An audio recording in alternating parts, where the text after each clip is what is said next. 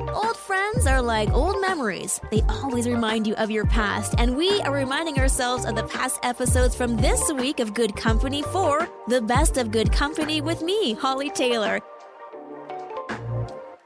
I'm Hollie Taylor. We're talking about that moment that you felt like you were an adult. You had arrived. Adulting wasn't just a verb or a practice. It was a way of life. Feel free to text in or call 905-338-1250. I'm trying to think if I had that moment. I mean, getting married was pretty big. And then having my daughters, I realized that I had to step it up. There was someone now that I was in charge of. So I would say maybe that moment. And I mean, like, I was 33, so. Producer Mike, what about you? You know what just came to mind? I remember when I was a teenager and I just got my G2. Okay. My, learner's permit, but you can drive by yourself with a G2. Yes. And I drove myself in my car the 2 kilometers to work.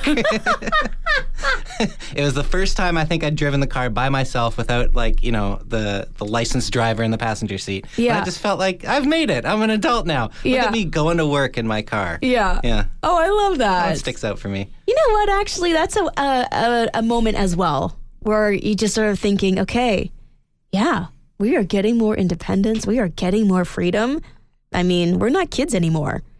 Feel free to text in 905-338-1250.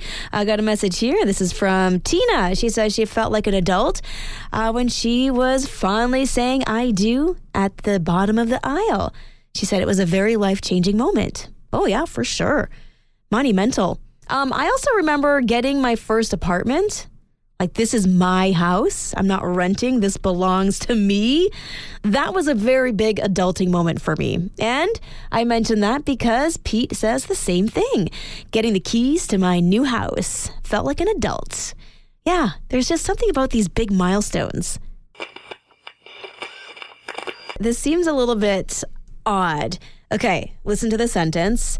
A U.S. man failed Spanish in school, but now he's running a language school in Spain.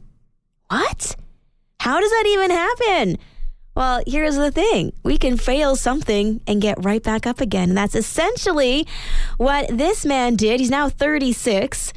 Was not so good in that second language class as he was trying to graduate so he can get into an English bachelor's degree, essentially. His name is Ted, and he's from California. And so he actually went to Spain to really try to expedite the learning process because he was struggling so much. So he spent 3 months there. Well, long story short, his time there didn't increase his ability to speak Spanish, but it increased his love for Spain. And thus began his quest to learn Spanish in a more holistic way. Now he's fluent in both Spanish in general, but also the dialect of the city in which he lives. Met the love of his life there, loves the culture, and to think, what could have been a major deterrent, like I can't learn Spanish, I'm not even going to finish my grade 12 year. Instead, he's like, okay, I have to do this. My goal is a degree in English. And so he does it. And then the direction of his life changes, and now he's teaching English in Spain. So kind of a fun story.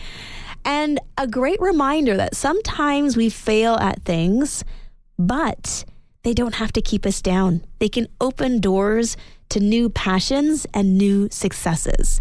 In this case, it could have really taken him out. Oh, I'm not good at Spanish. I can't learn languages. And now, after years, literally, of practicing, he's got it under control. So it's not impossible. It just maybe wasn't the time for him. So it got me thinking about some of those moments where we've failed, but it unlocked like a new adventure for you. Maybe a new passion was discovered because of something that didn't go quite to plan.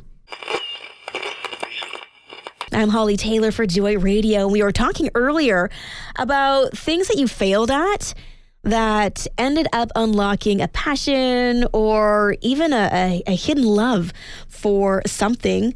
I love music, and when I went to the Entertainment Business Management School here in the GTA, I learned that I actually didn't hate math. Maybe it was just the kind of math I was learning, but I barely passed in high school.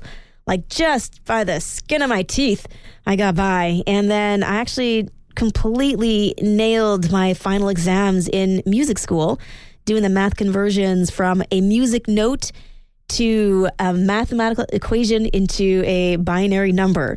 I just found it really fascinating. So there you go. You just never know.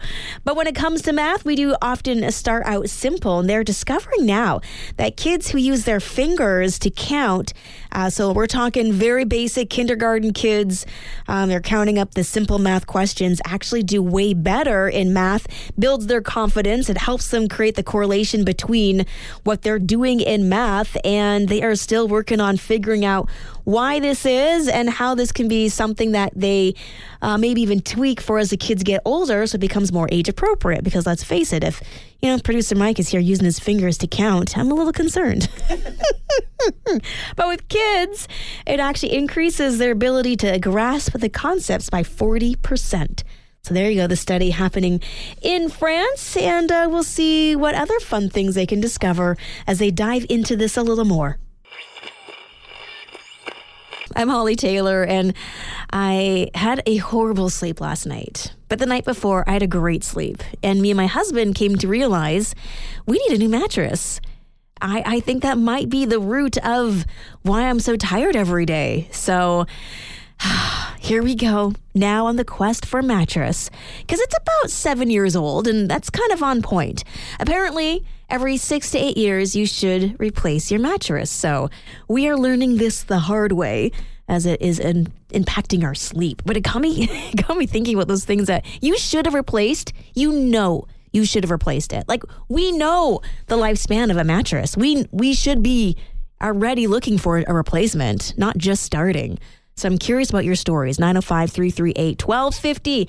The things in your home that you are just, it can last another month, I think. I hope. Producer Mike, do you have any stories about things you should have replaced but you didn't?